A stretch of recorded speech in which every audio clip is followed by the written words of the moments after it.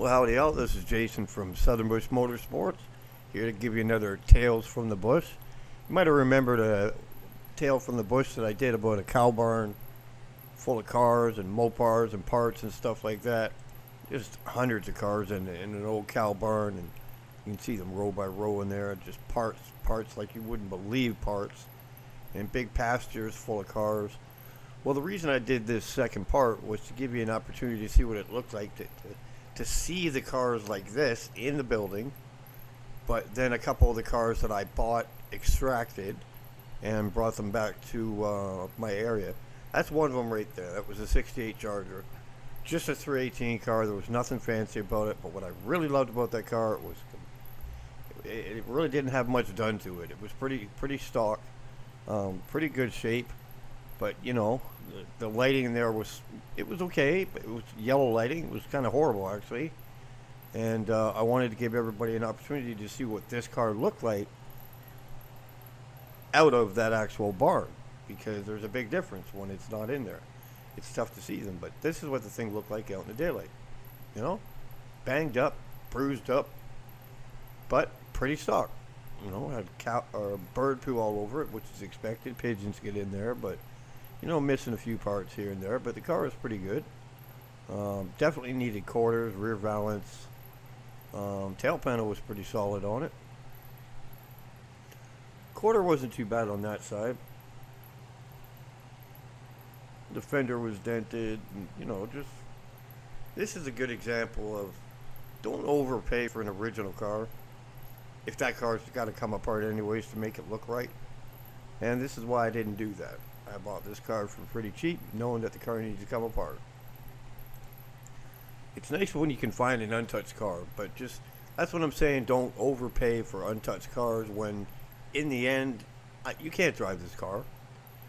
This car needs to come apart. It's worth restoring. So what? It's a 318 car. Put whatever motor you want in it. It's not an RT, you know, do whatever you want with it. But the car needed to come apart, and that was just the end of the deal. So I'm not going to overpay for an original untouched car. I'll pay a little bit extra because it's an untouched car.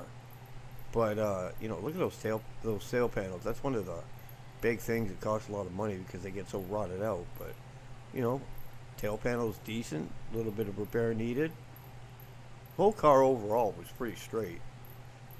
And it was a fairly complete car. If I remember right, I can't remember. I don't know if this had the motor in it or not. This is going to go into another part. I also pulled a GTX out of there, but we'll just stick to this Charger for right now. But I always loved the 68 Charger. When I was 16 years old, I was waiting for my dad at a business meeting, and this dealership had a 68 Charger RT, black with dog dish hubcaps, white bumblebee stripe, and I fell in love with the car. Oh, no, there you go. It's got a fender tag, and that looks like a 318 right there. But I fell in love with that 68 Charger, and I just wanted it. That's the wrong picture. That's for the GTX. But I absolutely fell in love with that black 68 Charger RT, and I did everything with my dad. I negotiated, and I tried everything, but he just wouldn't shill up the $7,000 that they wanted for this car, and this car was restored. I think would have been back in like 89, 1990. But you know what? It is what it is, but I never forgot that car. You know, I know you guys might have some stories of some cars that you saw that you wish you would have got, but that was my story. I like this 68 because it was pretty solid. You see those frame rails are, you know, a little crusty at the end there, but that's fixable. Pretty solid. It was an undercoated car. You can see that quarter is not even too bad. Definitely a great place to get started if you were looking to buy a 68. Now, just to get this car to this point and get it out of that cow barn, that was a lot of work. There's no question that was a lot of work. It needed to be tires aired up, wheels unlocked, all the brakes were locked up on it. Good solid underneath that car there, right there. Trunk wasn't even too bad. A little crusty in the center, but you know, the inner quarters right there, perfect. Wouldn't need to have anything done to them there, but it was just a lot of work to get this thing out, because I pretty much, the easiest way was to just take the panel off the wall and pull the car out that way, and that's what I did, and I just replaced the panel for him. But you know, that was the interior of it, kind of homemade bucket seats. But it was what it was. It is what it is. Didn't have RPM gauge. It had 150 mile an hour gauge on it, but that's the trunk lid. Obviously, you can see the tire changing diagram been painted over, but you know, it was a bucket seat console car. Oh yeah, no, that was an RPM gauge there. It's kind of weird for a 318 car. Maybe it was a 383 car. Gosh, I don't remember. Look at that trunk pen. It almost looked like it had been filled in with tar or something like that. Way too smooth. Some sort of filler. But, you know, there's the 440 GTX air grabber gunmetal gray. Now, if there's a car that I kicked myself in the butt for selling, it was this car. I should never have sold this car. I kept it in a little storage unit for a few months and then decided, you know, I just can't keep all of them. But if there's a car that I do kick myself in the butt for selling, it was this car, because gunmetal gray is one of my favorite colors. This was a real numbers matching 440 GTX air grabber car, and it was solid, and it was complete, and it was completely untouched. Originally, I think there was a yellow hood on this thing when I found it, but then I found the original hood sitting on the ground. I'm like, yeah, well, I want that. Look at that. Look at that interior. Complete. You haven't seen these pictures in years, man. And you know what the craziest thing about this car is? Car had been sitting for 10 plus years in that barn. I don't see things that way. I see things as the car's complete, engine's complete. I put some gas in the carburetor, put a new battery in it, and I kid you not, this car fired right up. I drove this car off the trailer. One of the tires was sticking, so I took it off and banged the drum out. I drove this car off that trailer. Look at that. Somebody tried to fix that quarter on the driver's side there. It definitely needed in and outer quarters on the driver's side, but if I remember right, the passenger side was all right. Trunk was pretty crusty, but kind of savable if you really wanted to. But I actually drove this car off the trailer, drove it into the storage unit. This car actually ran and drove. You can see a little rough underneath there, but you know, not rotted out. That's a good frame rail shot right there. It's a pretty solid frame rail. Well, there's the air grabber hood that I found lying on the ground, the one for the car. Thank goodness I was walking around and I saw that.